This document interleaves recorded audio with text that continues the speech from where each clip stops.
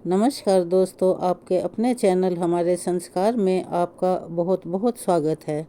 आज हम आपके लिए वरुथनी एकादशी वैशाख मास कृष्ण पक्ष 2024 एकादशी और द्वादशी तिथि कब से कब तक है, व्रत कब रखें, कब खोलें, पारण का शुभ समय, हरिवासर कब से कब तक, पूजा करने की विधि और महत्व के बारे में जानकारी लेकर आए हैं। मंगलम भगवान विष्णु मंगलम गरुड़ध्वजः मंगलम पुंडरीकाक्षः मंगलाय तनोहरि। यह भगवान विष्णु का एक अति चमत्कारी मंत्र है। इस मंत्र के नित्य प्रतिदिन जाप करने से प्रत्येक शुभ काम को शुरू करने से पहले मंगलम भगवान विष्णु मंत्र का जाप करने से कार्य सफल होता है। मंगलम भगवान विष्णु मंत्र का जाप नियमित रूप से करने से भगवान विष्णु आपके जीवन में आ रही सभी परेशानियों को दूर करके आपके जीवन में खुशियां भर देते हैं। रोजाना सुबह और शाम इस मंत्र का जाप करने से आपकी सभी आर्थिक परेशानियां दूर होने लग जाती हैं। अगर आपके परिवार में पारिवारिक कलह रहती है तो इस मंत्र का जाप करने से आपस में परस्पर प्रेम और सद्भाव बढ़ता है। तो इसी बात पर बोलिए ओम नमो भगवते वासुदेवाय नमः। आप सभी पर हमेशा उस परमपिता परमेश्वर की कृपा बनी रहे। एकादशी का दिन बहुत ही महत्वपूर्ण माना जाता है। यह दिन भगवान श्री हरि को समर्पित होता है। एकादशी वैसे तो साल भर में 24 आती हैं, लेकिन अधिक मास या मलमास लगा होने से इनकी संख्या बढ़ भी सकती है। एक एकादशी शुक्ल पक्ष में और दूसरी कृष्ण पक्ष में आती है।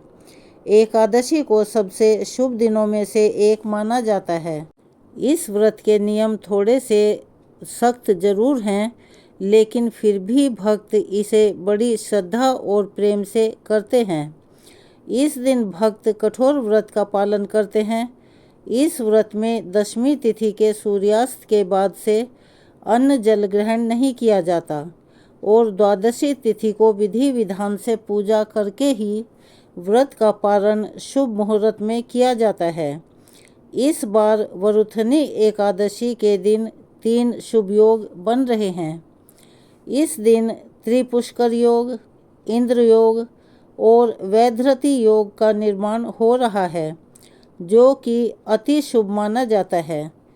त्रिपुष्कर योग की शुरुआत रात 8:38 पर होगी और साथ ही यह 10:07 पर समाप्त हो जाएगा।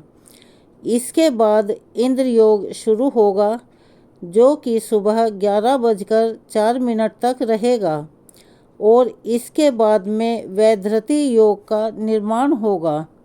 एकादशी तिथि प्रारंभ होगी 3 मई शुक्रवार की रात 11:02 से, जिसकी समाप्ति 4 मई शनिवार की रात 8:39 पर होगी। ऐसे में उदया तिथि के अनुसार 4 मई शनिवार को ही केवल वरुथनी एकादशी का उपवास रखा जाएगा।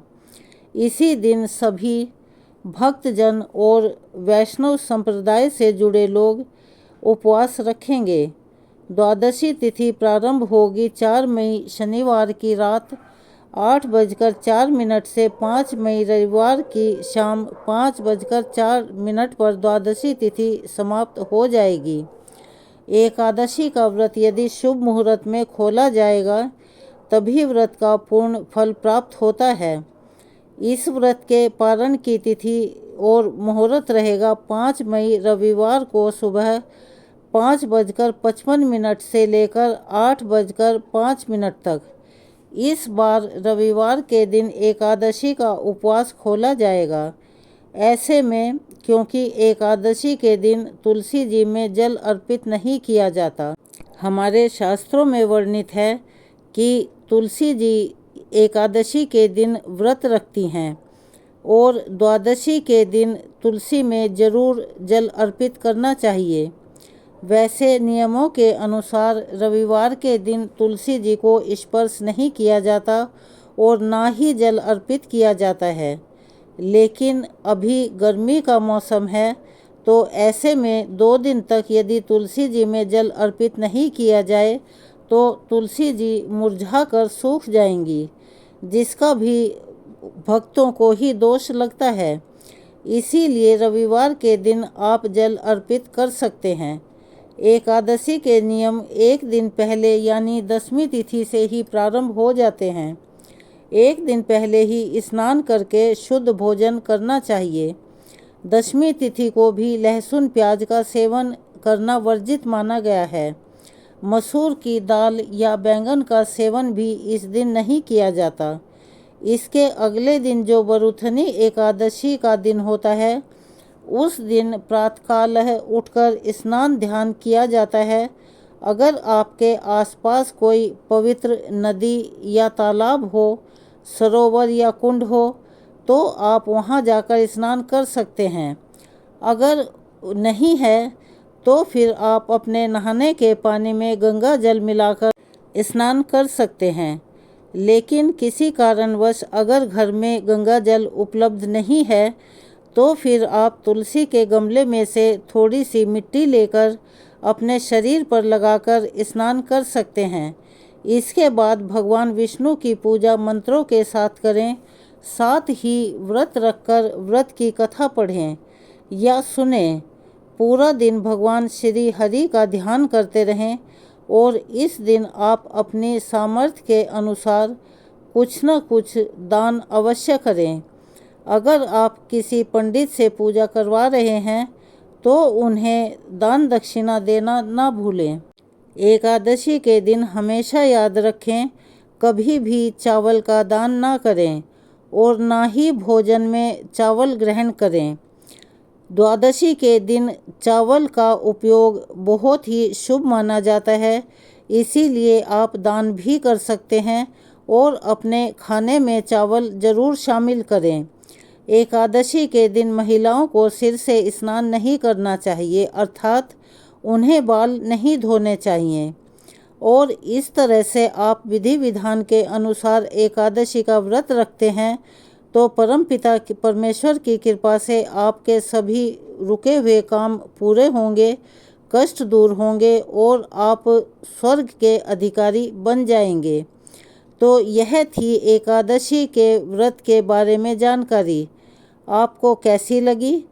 कमेंट्स करके ज़रूर बताएं। अगर आप हमारे चैनल पर नए हैं, अभी तक आपने चैनल को सब्सक्राइब नहीं किया है, तो प्लीज़ हमारे चैनल को सब्सक्राइब कर लें। वीडियो को ज़्यादा से ज़्यादा शेयर करें ताकि यह जानकारी और लोगों तक भी पहुंच सके। बेल आइकन को दबाना ना भूलें ताकि हमारी आने वाली वीडियो की जानकारी नोटिफिकेशन के ज़रिए आपको पहले ही मिल जाया करे। वीडियो को एक लाइक दें और कमेंट्स बॉक्स में ओम नमो भगवते वासुदेवाय नमः, जय लक्ष्मी माँ अवश्य लिखें। अपना सहयोग और प्यार हमें इसी तरह से देते रहें। धन्यवाद।